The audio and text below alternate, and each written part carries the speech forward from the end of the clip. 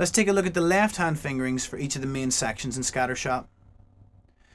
So, we have 4 bars in our intro. First bar, we start with our second finger on the E string 3rd fret.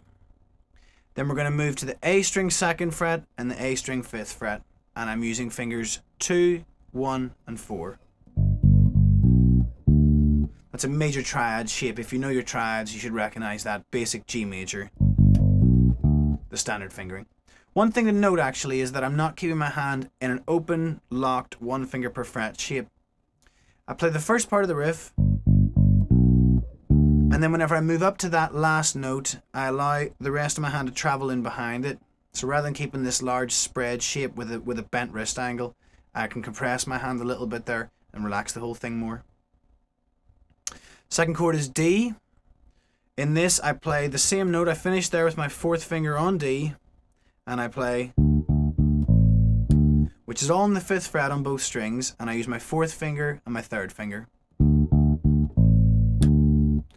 My next chord is E minor. For that I play the open E string, and then the 3rd fret and the 2nd fret on the E and A strings.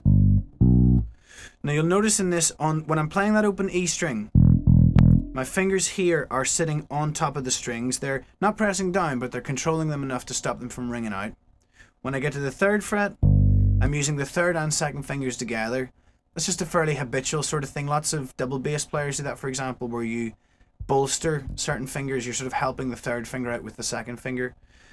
This far down on the neck, because the frets are so far apart, it's not really a big problem, and it can help, especially can stop your hand getting tired over a long gig, things like this. For the last bar, we have 2 chords to deal with. The first one is F.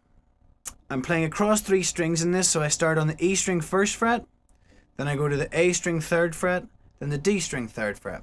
And I'm using fingers 1, 3 and 4.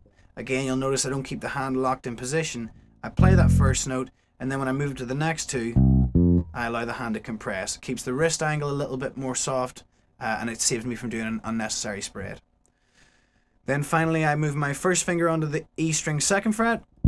I'm playing my 4th finger on the A string 5th fret.